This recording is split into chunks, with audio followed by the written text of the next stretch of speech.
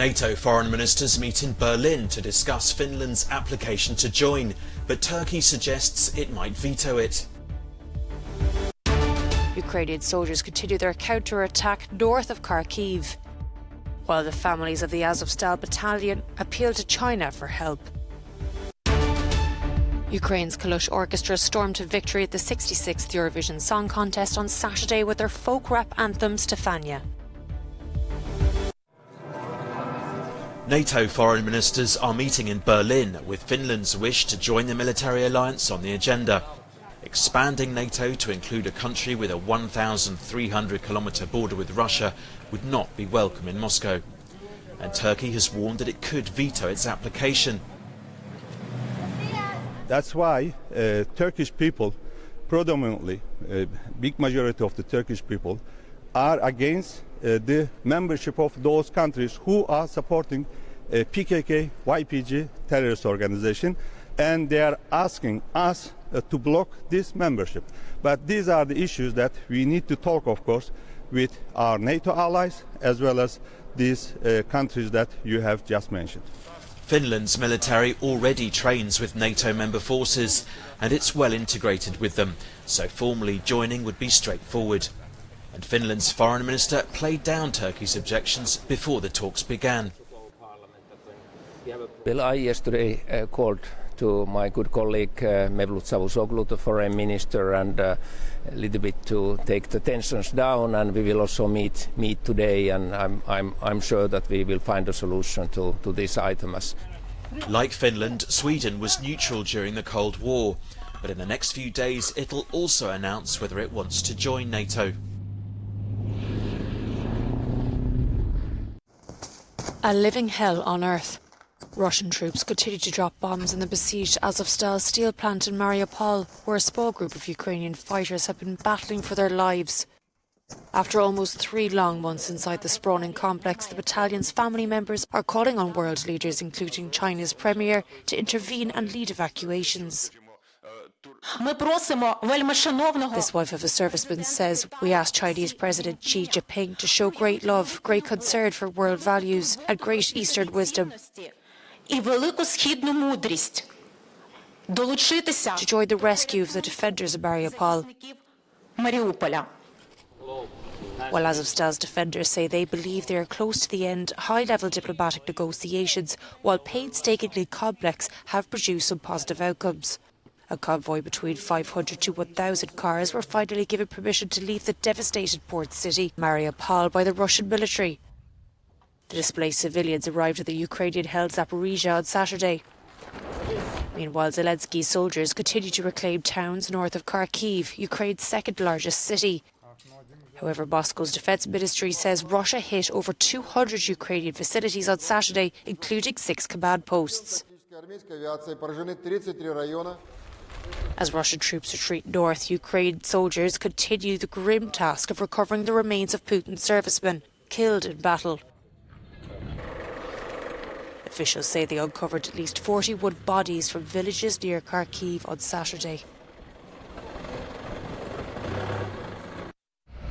An 18-year-old male has been charged with first-degree murder and detained without bail for allegedly shooting 10 people dead and injuring 3 others at a supermarket in Buffalo, New York. Police say 11 of the victims were black, while the FBI claim the gunman was racially motivated and live-streamed the attack. In a statement, US President Joe Biden expressed his condolences for the families of the victims, thanked members of law enforcement for taking immediate action, and slammed what he referred to as hate-fueled domestic terrorism. Dressed in a white hospital gown, the suspect, identified as Peyton Gendron, appeared in Buffalo City Court on Saturday night and entered a not guilty plea. But authorities say they have footage of the suspect entering the supermarket. He exited his vehicle. He was very heavily armed. He had tactical gear. He had a tactical helmet on. He had a camera that he was live streaming what he was doing. The individual exited his car and engaged 4 individuals. He shot 4 people in the parking lot. The individual went inside.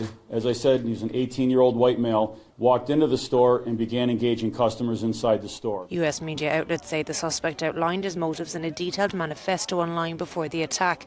Saturday's events mirror another racially motivated mass shooting at a supermarket in El Paso, Texas in 2019, when a white gunman killed 23 people. Lebanon goes to the polls today amid the worst financial crisis in decades, as well as deep economic and political instability caused by spiralling costs of living and political stalemate. Rolling electricity blackouts and hyperinflation, with the Lebanese currency losing around 90% of its value, are all in the minds of voters as they take to the polls. Taha Masarani took over the family electrical goods store in Tripoli in North Lebanon.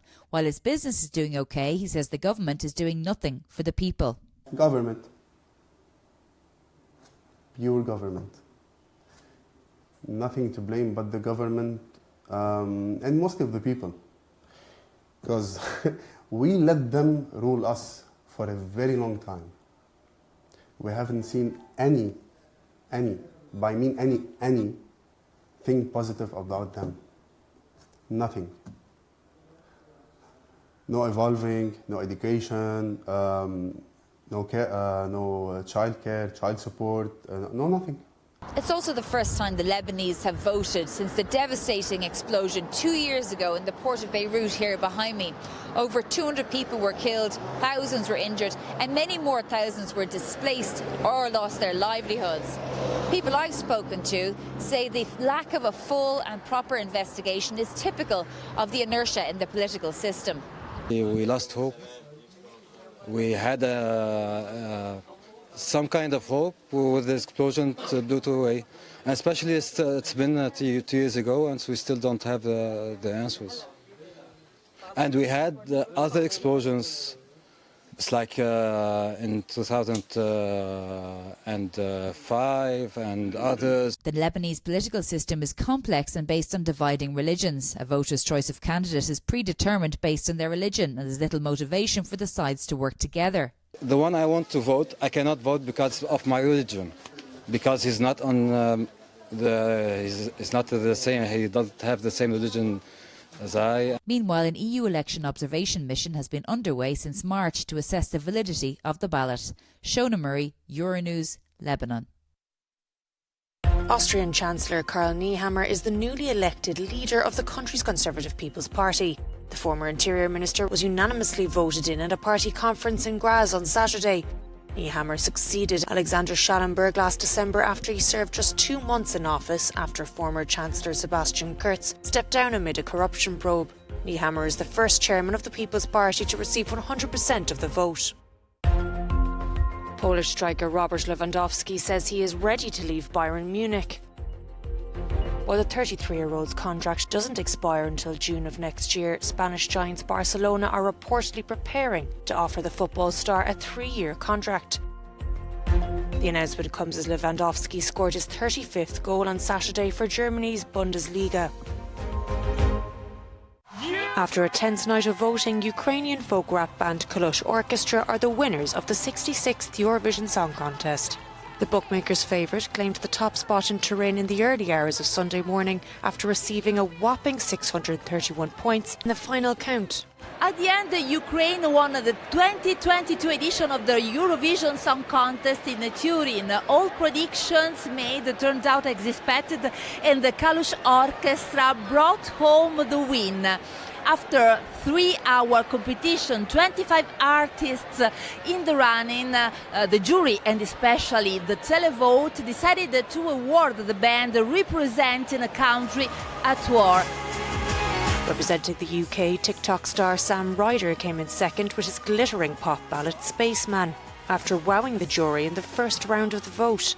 Sam Ryder was next to the victory. Disappointed. Can you believe it? Way better than we thought. So we're so happy. He was amazing. Yeah, we're proud of him.